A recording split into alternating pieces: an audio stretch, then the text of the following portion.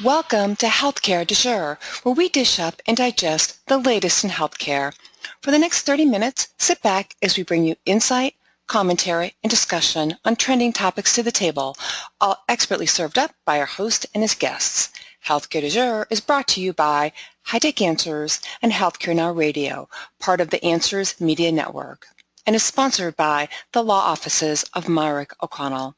Now here is your host, Matt Fisher. Welcome back, and thank you for joining as we dive into the hottest topics in healthcare. I'm your host, Matt Fisher. On the menu today is Dr. Rick Barnett of Carter, which is the Center for Addiction Recognition, Treatment, Education, Recovery. And Dr. Barnett is also a practitioner in private practice. Welcome, Dr. Barnett. Hey, thanks for having me. Well, it's great to have you on, and you have the extreme distinction of being the first guest who I started contacting because you commented on a previous show. So it's great to have to know that people are listening to the show and that they're being engaged. So, first of all, thank you for commenting about what you've heard previously, and then thank you for wanting to come on to the show. Yeah, that podcast I listened to was intriguing because I'm interested in technology and mental health. And I was Googling around to find some material to listen to while I was driving, and I found your guest and the topics discussed very fascinating. So I was happy to participate in both listening and then commenting on the show. And with your statement about what drove your interest, before we really dive into the main part of our conversation, would you like to let everyone know who you are a little bit more and what you do? Sure. I am a psychologist doctorate and a licensed alcohol and drug counselor. I'm in private practice in Vermont, and I also run a nonprofit called the it's called Carter, as you mentioned in your intro. And Carter really right now is designed to be an online resource for people who have questions about 5 major addictions. And I define the major addictions as alcohol and drugs, gambling and gaming, sex addiction, food addiction, and nicotine addiction. If we just looked at those 5 addictions, then we could sort of go beyond that in terms of talking about addiction in general. But those are the most common ones and the ones that cause the most problems, I believe, in society and individually. So we just focus our efforts on having an online resource for that, and also providing education opportunities and referral to treatment opportunities for people who access the website and want more information on those 5 addictions. So, but I also see patients in private practice, all individuals, mostly adults, from a range of topics: depression, anxiety, mood disorders, trauma, and addiction, but not exclusively addiction in my private practice. And that's what I do day in and day out. Those are my main areas of focus. And I have a specialty in psychopharmacology and also geropsychology and, as I mentioned before, addiction. So I focus on those areas. Yeah, and for people listening who might not be familiar with kind of each of those areas within the field that you mentioned, would you be able to help define them a little bit more? And I guess maybe we'll start with addiction, since I think addiction is something that's in the news a lot with all the discussion about issues surrounding opioids. Yeah, it's a very broad topic. Addiction is in the news a lot. I tend to be quite active on social media, as well as networking and interfacing with policymakers and various folks around the state of Vermont and nationally, having to do with addiction, but not just opioid use disorder specifically, although that is what's getting most of the attention, but addiction in general, addiction as a phenomena, addiction as a society, and also addiction when it comes to other drugs or alcohol or behaviors as a problem area for people. So that's what I mean when I say addiction. I do treat sex addiction here in my office, food addiction, gambling and gaming. These are all very common addictions that sometimes get overlooked when we have a hyper focus on opioids. Yeah, so kind of given what you just said about that, some of these other forms of addiction might be overlooked when we have the hyper focus. What are some means to ensure that we're not overlooking or going past what are, I'm sure, are very serious and very real problems beyond what grabbed the headlines? The great thing about what has happened with the headlines in terms of opioid use disorder is that I think a lot of people are seeing that addiction is more broad than just opioids, although opioids are leading the charge in raising people's awareness, raising people's what I like to call addiction IQ. So it's great that money is being directed towards treating opioid use disorder, and research is being done, but we're also seeing more exposure to researching mental health issues when it comes to addiction, trauma when it comes to addiction, and then other drugs of abuse, cocaine, methamphetamines. With the legalization of marijuana, cannabis in many states, Vermont just came online with recreational legal use. And so we're seeing some attention to and some funds being driven towards addiction treatment from legalized cannabis and alcohol use disorder. So we're seeing a broader focus on addiction in general, yet we still have this problem, I think, of the hyper focus on opioids, especially around medications for the treatment of addiction. We hear a lot about what's called buprenorphine. We hear a lot about what's called methadone, which has been around for a long time, and another medication called Vivitrol or naltrexone. But those are really medications that only treat or mainly treat opioid use disorder. In the meantime, we have all these other addictions that we don't really have very good medications for. And so it's an opportunity to look at, other tools that we can use to help people with addictive disorders. Yeah, and you're mentioning the medication and assisted treatment, and I've seen the desire to kind of go into that realm, because I've actually, in my work as a lawyer, talked with some clients about exploring implementing those services. But as you said, it seems to focus, pretty much in the opioid realm without going into broader areas of addiction or use disorders. So what are some of the effective treatments that exist as alternatives, or maybe not alternatives, but are just the primary form of treatment beyond medications, which generate discussion? Well, there's the age-old discussion of people. We tend to get into these battles between using medication or opioid substitutions like buprenorphine or methadone versus abstinence-based approaches. And depending on what camp you fall in, there can be some warring factions there. It's important to move beyond that. I think there have been some attempts to really combine the two, that people can be on medications that help stop craving and help people stay stable in their lives and access things like 12-step programs or what's considered abstinence-based philosophy or programming to help people improve their quality of life and stay in long-term recovery.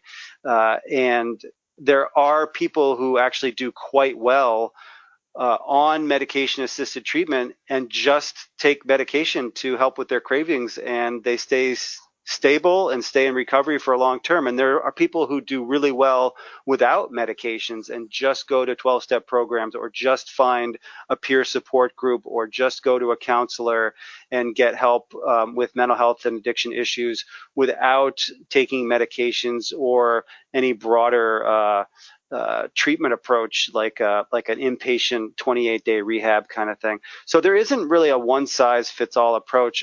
I believe that if you're a huge medication-assisted treatment supporter, you'll probably come out and say medications are really the first and only thing absolutely necessary and needed for the treatment of addiction or opioid use disorder.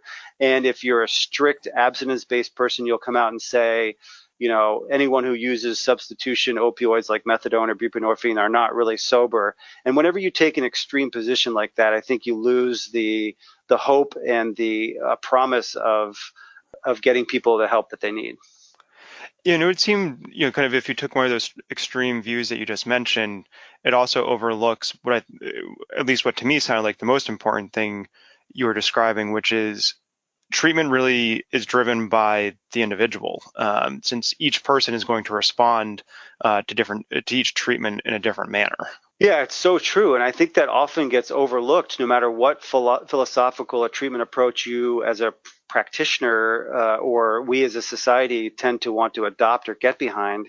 You lose the individual or I should say, individualized care or patient choice when it comes to treatment. I've seen people go into programs and be actively discouraged from tapering off of their opioid substitution therapy or medication-assisted treatment because the practitioner says you will fail, you will die if you try to taper off of this, and since you're doing so well, if it ain't broke, don't fix it. And I've also had people, I've heard people from the 12-step program say that they're not really sober if they're not really in recovery if they're taking methadone or buprenorphine to help them stay stable and achieve long-term recovery. And what about patient choice? There are patients who don't want to be on medications, and there are patients who do need to and want to be on medication, and it should be their choice without the practitioner or the peer group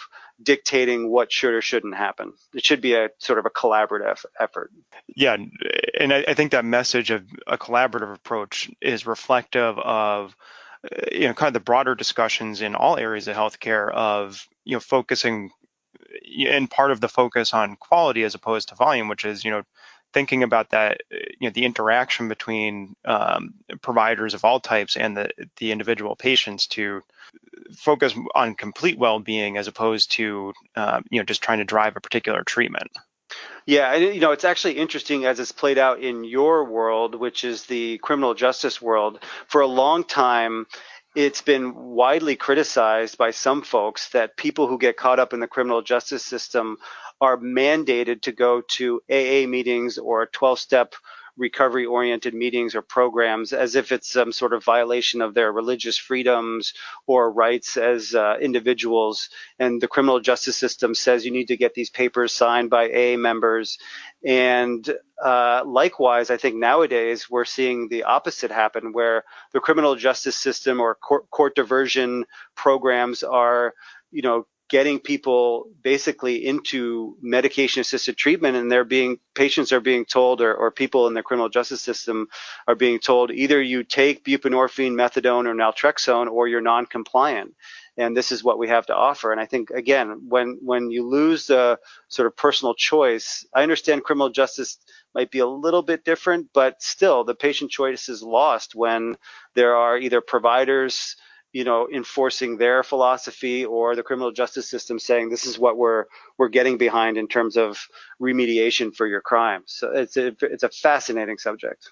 That does sound very interesting, and it's as you were saying, is no matter whether you're talking about the criminal justice system or proponents of the extreme side of views, it really sounds like substituting their particular viewpoints and advancing that viewpoint over as you were saying, what might be best for this particular patient, or what this particular patient might want to try pursuing before having to go to the other treatment option. Yes. Yeah, patient choice is really key.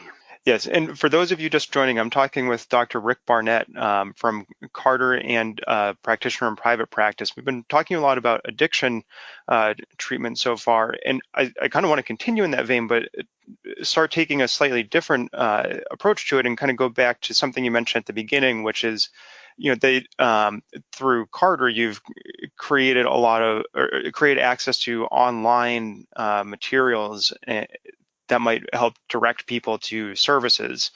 So kind of want to start asking you about, how you have seen the internet and then now kind of digital health tools that are starting to come into the marketplace, how that has impacted the provision and delivery of services. Yeah, I mean, it's just a world shift. I've been fortunate to follow some telehealth legislation over the last few years. Vermont came online where they now require insurance companies in Vermont to reimburse for face-to-face or online video conferencing for patients for mental health services and all health services, really, on par with in-person sessions. And what we're seeing, both in terms of society turning more and more towards technology for resources and connection to each other and to healthcare services, we're also seeing insurance companies start to reimburse for it more and more. And it was one thing that I noticed, actually, my comment on your previous show was that the person you had, I forgot his name, Dr. Torno? Dr. Toros.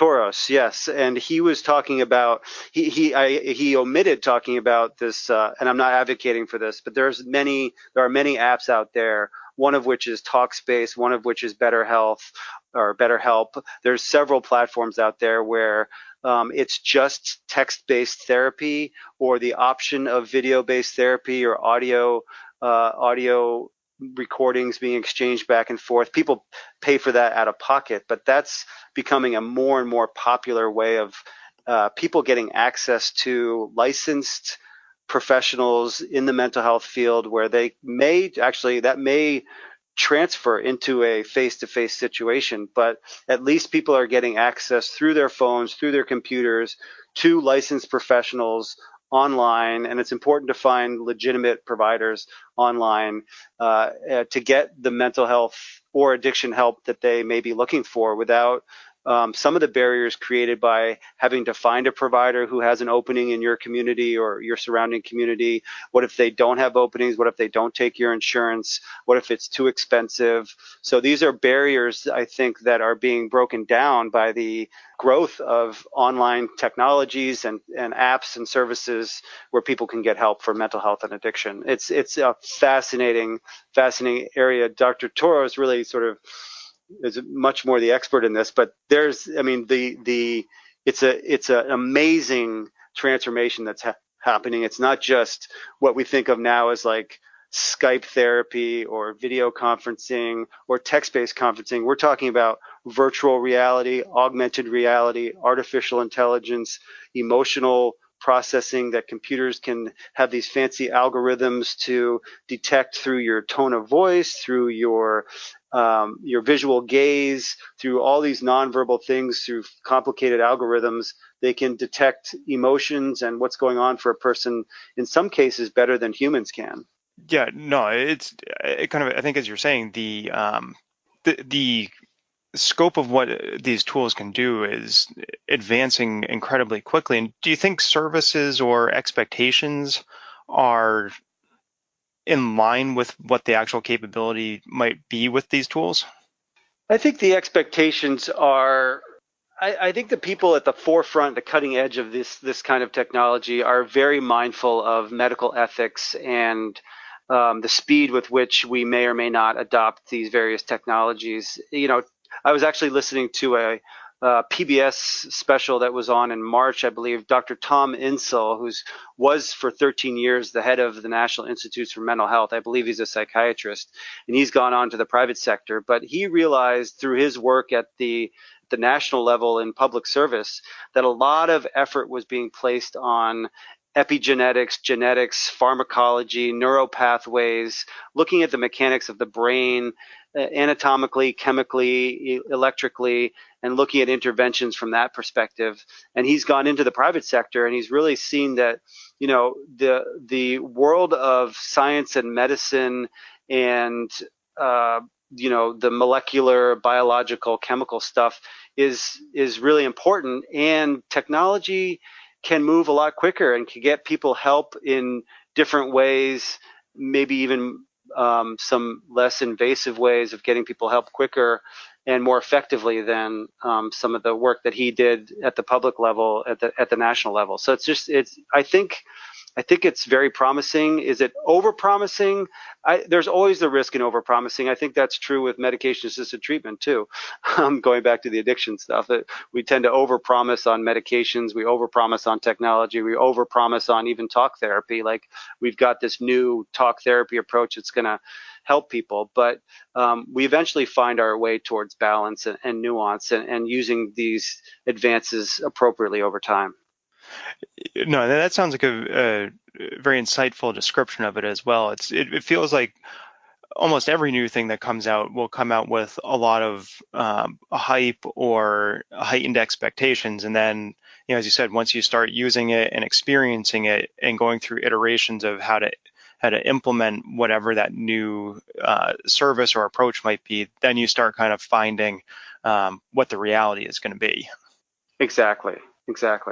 And I think, you know, the world of technology is so vast and unknown. It can be very frightening for a lot of people. The capability that we see with these technologies But again, I think having faith in the people who are at the forefront of this, as well as, faith in the human spirit to find that right balance of what is really going to be helpful to people and trying to avoid the sort of the negative parts of what could come out of it. Yeah, and kind of just picking up on what you just said about having faith in the people who are helping to provide these services. I think we've been talking very specifically about a couple of particular areas within your field, but maybe we should kind of go to a higher level and start talking about what is included within the scope of behavioral health or mental health, and then kind of use that to, and we touched upon already, but how that integrates with what's viewed as traditional or physical health, which is I think we've been saying is the goal now is we're trying to think of people as a whole, which arguably you kind of wonder why it got split in the first place, because you can't you can't really separate one issue from the other. Yeah, I mean, integrating care has been really a quagmire because so many different, really it starts on the front end of how people are trained or educated into the field of healthcare. And once you follow a certain track at the level of high school, bachelor's degree, master's degree, doctoral training, you get funneled into a certain way that ends up creating a sort of a silo effect. And I've got my specialty over here and you've got your specialty over there, and we've been educated and trained and sometimes worked for years within a certain model. So when we try to integrate the physical health healthcare system and the mental or behavioral healthcare system, we run into a clash of cultures where one side isn't really trained to do what the other side is doing, and it's really hard to overcome the cultural barriers that occur within these various healthcare disciplines. We've come a long way, and there's a lot of amazing people who are doing some great work in really overcoming some of those hurdles. When it comes to mental health and behavioral health, there's, I think, a couple of things that get confused for people. When we use the term behavioral health, a lot of times that fits a little bit more nicely into the integrated care world, or integrating behavioral health issues into the traditional physical health or medical model, because we think of things like lifestyle diseases, cardiovascular diseases, diabetes, those kinds of conditions that have a strong behavioral component around adhering to certain diets or adhering to certain medication regimens, adhering to certain exercise routines, and having behavioral health integrated into that can be an easier sell and an easier process. But then when you get into mental health, sometimes there's this division between behavioral health and mental health, where mental health is more this slightly more abstract, less easily measured aspect of this, subjective experience of anxiety or depression or mood swings or thought disorders. And it's harder to quantify, it's harder to measure, it's harder to integrate into the traditional medical model. What we tend to do is we refer people to talk therapists, we give them medications to help with their mood or their anxiety, but that doesn't really help in a way to sort of integrate care the way we think of what is needed in terms of keeping the mind body unified. So I don't think we've really cracked the code on that in the current healthcare system, and let alone the sort of the troubles that mental health care has in general. It's really the budget dust when it comes to hospital budgets and the overall healthcare system. We spend maybe 10% of our healthcare budget, or 15% at most, on mental health care. The rest of it's all going towards physical health care, and that's part of the problem. Is we don't really invest enough into mental health or behavioral health, either integration or that field in and of itself. I hope that answers your question a little bit.